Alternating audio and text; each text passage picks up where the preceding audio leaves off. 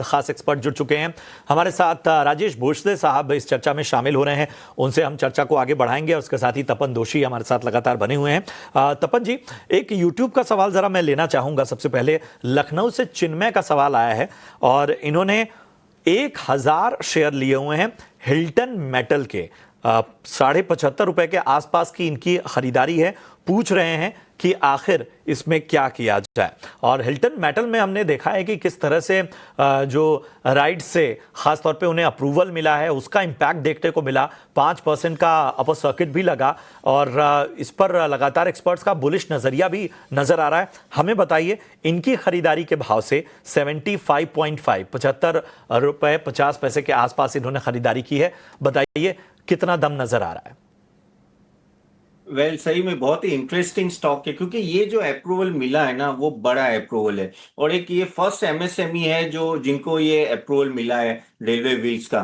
तो अगर आप बात करें तो वो लोग टारगेट कर रहे थे 3000 व्हील सेट, जो 15% का कैपेसिटी, लेकिन 27 तक वो कुछ 12000 व्हील सेट की बात कर रहे हैं। तो वो बहुत ही बड़ा कहते हैं अपटिक है यहाँ से। अभी उनका कुछ 52 करोड़ का कुछ कैपेसिटी है, वो आई थिंक आगे जाके 100 करोड़ का हो जाएगा, कैपेसिटी नहीं ऑर्डर बुक।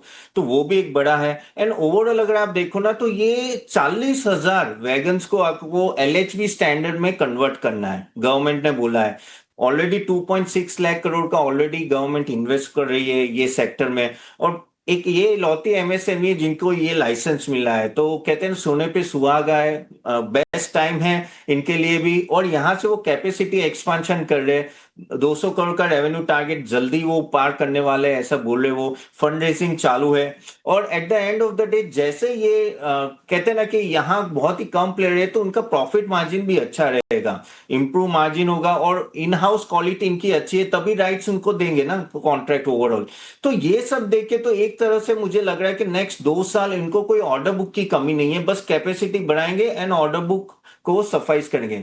तो मेरे हिसाब से अगर आपके पास ये शेयर है तो बने रहना चाहिए। यहां से मुझे तो बहुत बड़ा अपसाइड लग रहा है, क्या एक तरह का मल्टी बैगर भी बन सकता है, क्योंकि ये बड़ा उनको कह सकते हैं अप्रूवल मिला है की सलाह आपको मिलती हुई आने वाले वक्त का मल्टी बैगर बनने की क्षमता हिल्टन मेटल फॉर्जिंग में, तपन जी की राय में। चलिए बढ़ते हैं आगे, अपने साथ अगले कॉलर को जोड़ते हैं।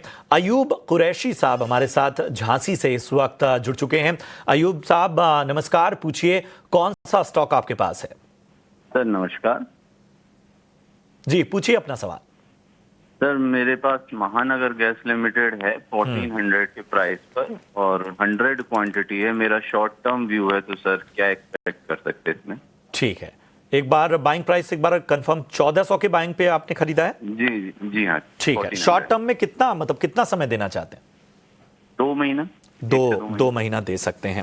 वैसे तो हम देख रहे हैं कि ऑयल एंड गैस पर प्रेशर साफ तौर पर देखने को मिल रहा है और उसका सबसे बड़ा जो बड़ी वजह है वो जिस तरह से जियोपॉलिटिकल टेंशन है उसका साफ तौर पर नजर आ रहा है। आप देखिए कि मिडिल ईस्ट में तनाव से ब्रेंट क्रूड भी अजय $79 के करीब पहुंच गया है और इन सब पे एमजीएल, इंडियन ऑयल, बीपीसीएल, इन सब पे दबाव हम साफ तौर पर देख रहे हैं। राजेश जी, एमजीएल क्या राय बन रही है? इनकी बाइंग प्राइस 1400 की है और इनकी बाइंग प्राइस के आसपास ही है। हालांकि प्रेशर है, जाहिर सी बात है, लेकिन 2 महीने और समय देना चाहते हैं।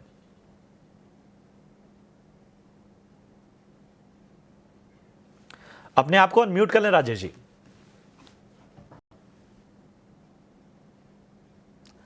जी नमस्कार प्रशांत जी। देखिए एमजीएल हाल फिलहाल की बाइंग है 1400 के आसपास की। फिलहाल एक रेंज में ट्रेड कर रहा है एंड एक छोटा अवधि है 2 महीने का। तो फिलहाल व्यू ये है कि 1300 का एक स्टॉप लॉस रखना चाहिए।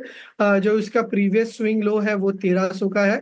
अगर वो ब्रेक करता है तो एक फर्दर सेल ऑफ स्टॉक में देखने को मिल सकता है।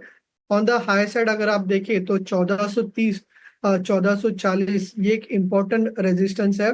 यहाँ पे स्टॉक के लिए 200 डीएमए और नवंबर से अगर आप देखें तो एक मेजर रेजिस्टेंस लेवल बना है। तो 1430 1440 जब क्रॉस करेगा उसके बाद इस स्टॉक में मोमेंटम हमें देखने को मिल सकता है।